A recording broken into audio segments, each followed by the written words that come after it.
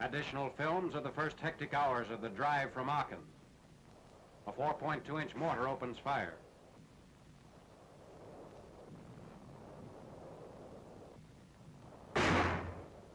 This action, on the left flank of the offensive before the Cologne plain, is launched from Baysweiler, Germany.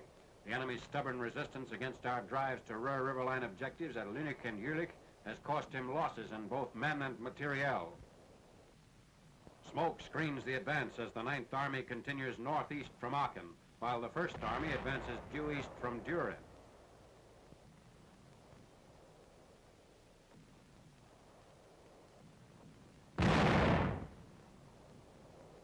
Thousands of prisoners are taken in the first week of the new drive.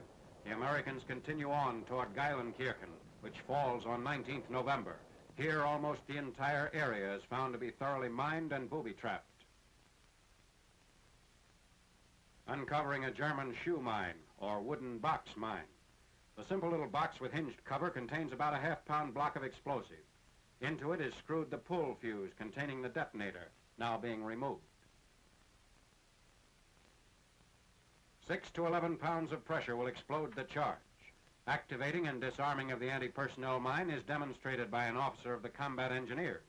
The minefields in the Aachen area constitute some of the chief menaces to the Allied push. Safe and rapid removal of these obstructions is mandatory if the drives are to gain full momentum. About 300 mines were found, some loosely scattered about, others ingeniously hidden.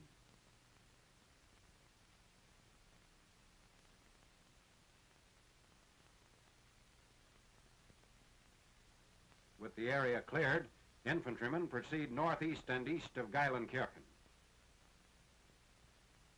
Meanwhile, at Mayo, reoccupied by British forces in southeastern Holland on 16th November, the mine menace is met with a new detector.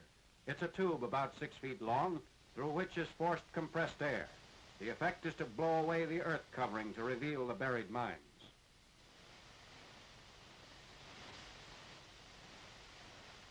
Many wooden box mines and teller mines are found. Pull wires are fixed around the uncovered mines, which are removed by sappers of a Scottish division.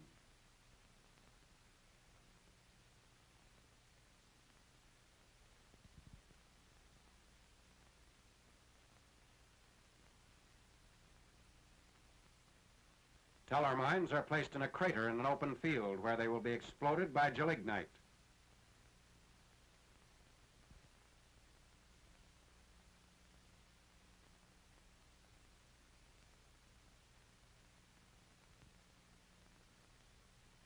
The mines are set off 10 to 20 at a time.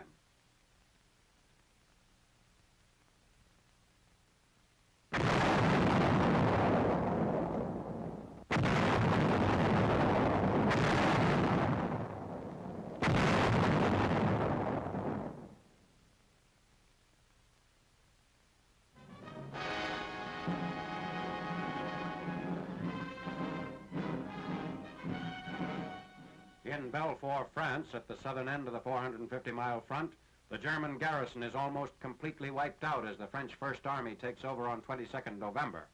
The Nazis had been attempting to stem the Allied push so that their troops in the Vosges Mountains could escape across the Rhine. The combined drives of the American 7th Army and the French troops had made enemy positions in these mountains untenable.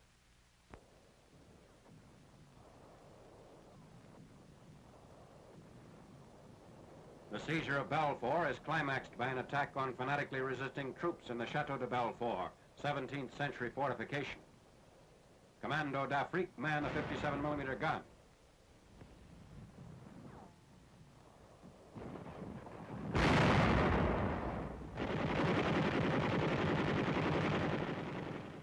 After its fall on the morning of the 25th, the fort area is inspected by Major General Armand Chaillet, commanding French artillery. From the chateau's roof, the general looks out upon the captured city of Belfort.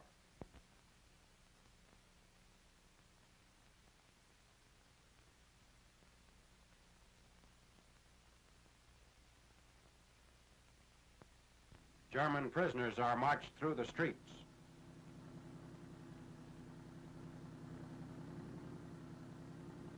While Belfort was being reduced, Mulhouse had also been taken by French units who entered the Alsatian city after reaching the Rhine.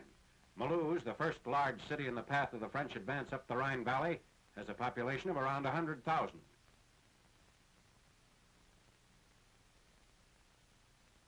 By 23rd November, most of the city was freed of Germans except the Hermann Goering barracks, which held out for several days.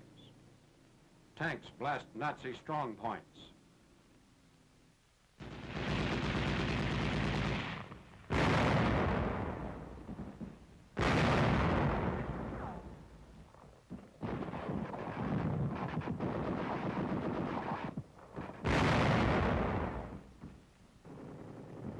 The roundup of prisoners continues even after Mulhouse is won. They're comprised of Nazi patrols which slipped into the city at night. As late as 10th December, German soldiers were still being removed from hiding places.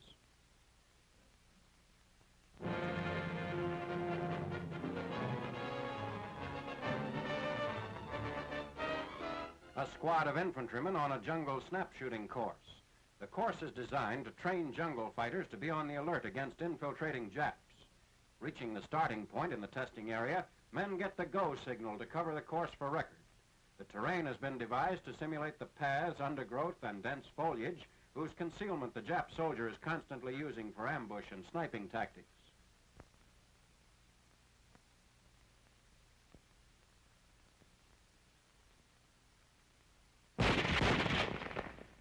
Students receive individual tests.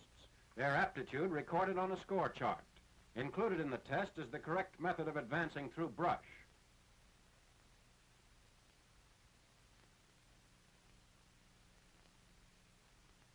On the alert for a surprise attack. Meanwhile, the tripper gets ready to operate a mechanically contrived target.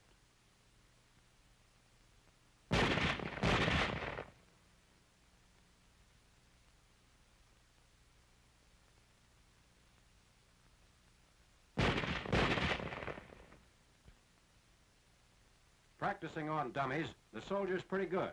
And real jungle with live Japs won't exactly slow down his reflexes.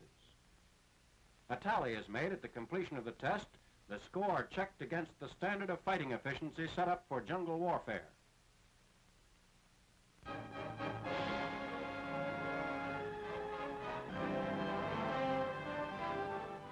At Quinzano, Italy, on 11th November, a 155 rifle is minus its breech block after exploding while firing. The cause was not immediately determined.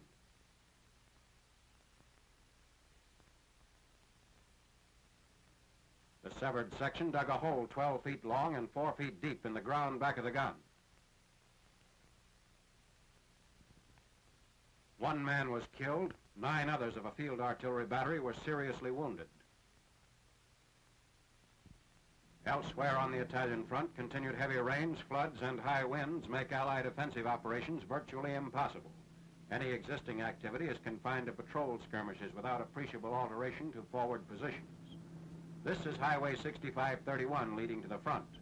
Bivouac areas also were reduced to quagmires, adding to the burdens of hard-pressed maintenance crews.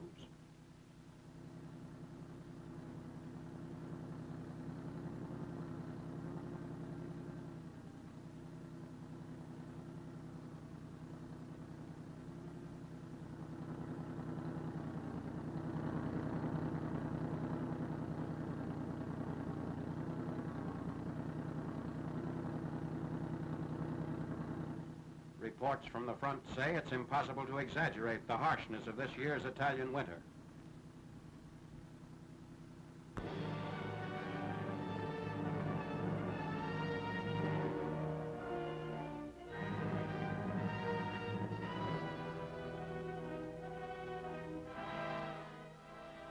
Red Army artillery officers plot a barrage at a command post on the Warsaw front in September.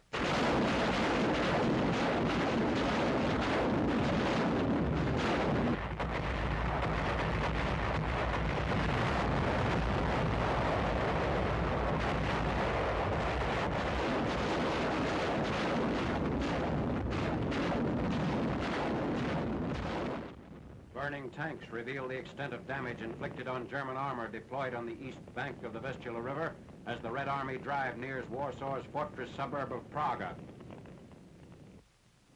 An advance by T-34 medium tanks. The T-34 mounts a 76.2 millimeter gun and is characterized by its sloping armor. Its Christie-type suspension is an American design of more than 25 years ago. A bombing and strafing run on Warsaw. These are believed to be Su-2 general-purpose planes.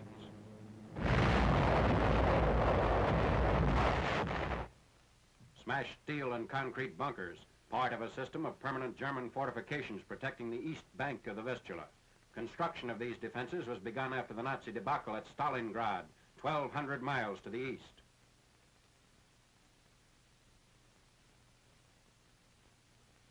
Commanders of the First White Russian Army. Marshal Rokossovsky, victor of Stalingrad, in command at Warsaw. After a 6-day assault, Russian spearheads from northeast, east, and southeast converge on Praga on 14th September.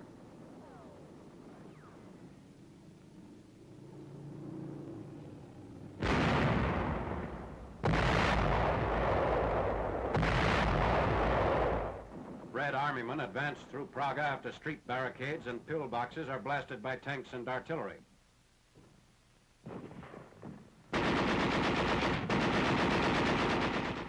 A first aid station marked in Polish and German. Elements of the First White Russian Army enter the center of the suburb, which lies across the river from Warsaw proper. A few citizens emerge from hiding to cheer their liberators. Officers of the Polish Committee on National Liberation. A Soviet representative confers with General Rolozhmierski, commanding Polish troops allied with the Russians.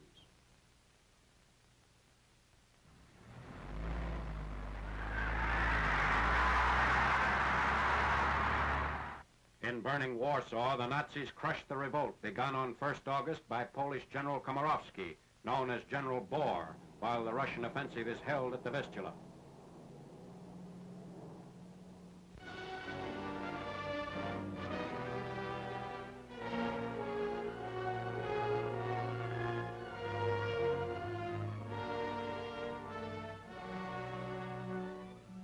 Super fortresses of the newly constituted 21st Bomber Command arrive at Islay Field, Saipan on 12th October, 3 months after the island was secured. As elements of General Henry H. Arnold's 20th Air Force, their mission is to bomb the Japanese home islands from the east, supplementing activity of the 20th Bomber Command from the west.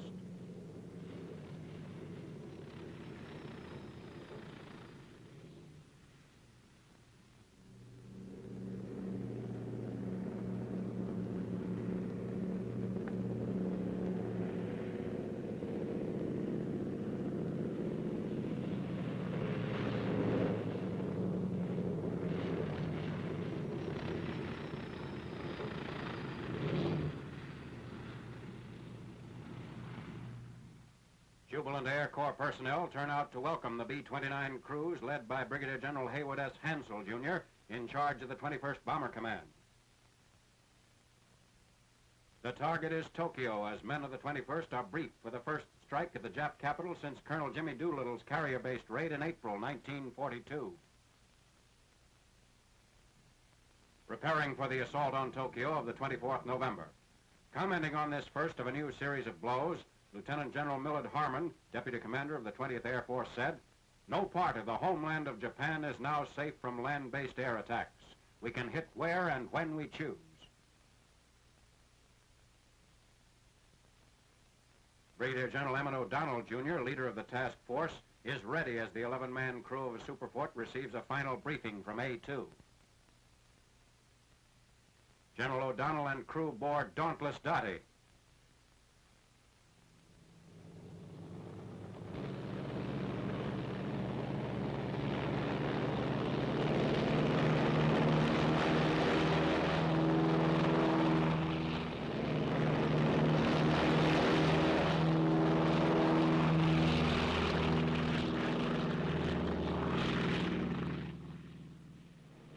Flying 1,500 miles northwest, half of the large task force is assigned to bomb the Musashina aircraft engine plant, 11 miles from the heart of Tokyo. The other half is to raid the city and dock areas. Weather is clear over the target as the Superfort's near, but cloud interference rapidly increases. Tokyo below.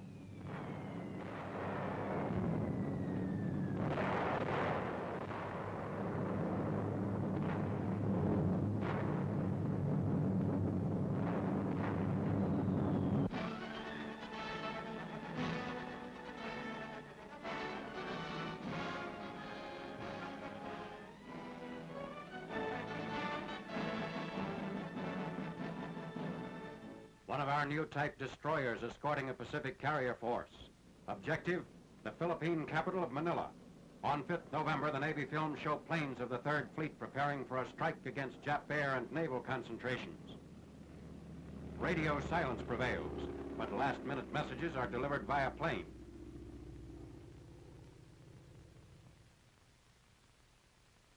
The first planes take off at dawn.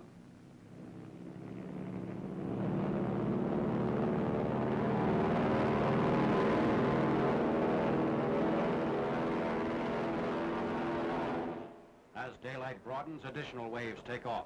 Regarded as a major operation, the attack is Admiral William F. Halsey's answer to Japan's exaggerated claims of multiple sinkings of our carriers. It's an all-out effort to hasten victory on Leyte by knocking out the Jap supply funnel for the embattled area.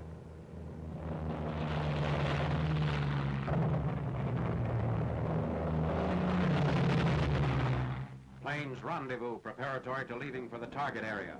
Hellcat fighters, Avenger torpedo planes, and Helldiver bombers.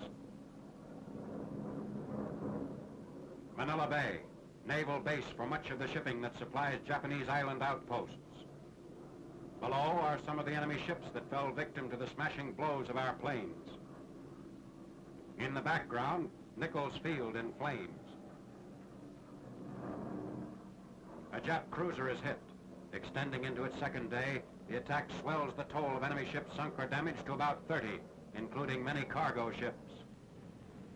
Meanwhile, our task force meets an attack by land-based enemy planes. One of our escort carriers is hit.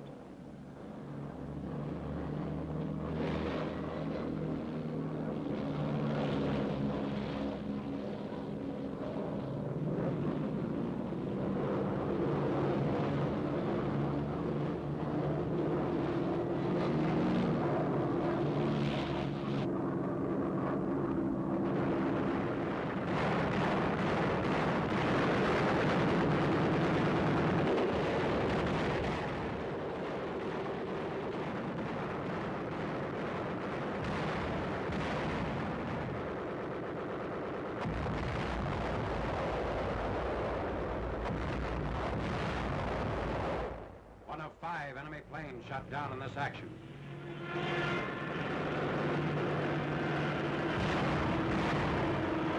A near miss by a Jap bomb. Another enemy bomb barely misses its target. One of our planes receives a direct hit.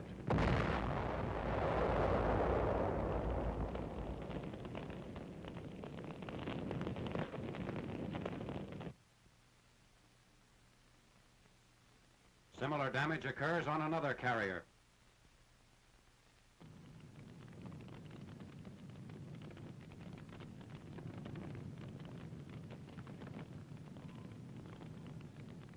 Planes from the Manila attack returned to their carriers, ending one of the most destructive raids of the Philippine campaign.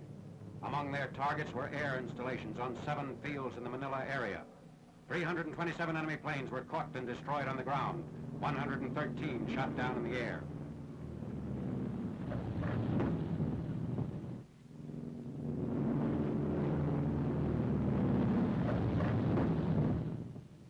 Funeral rites aboard a U.S. carrier for a rear gunner. Mutilation of his body by shell burst, plus damage to the plane, result in a strange burial at sea. While patrols circle overhead, gunner and plane end their Manila bomb run together in the waters of the Pacific.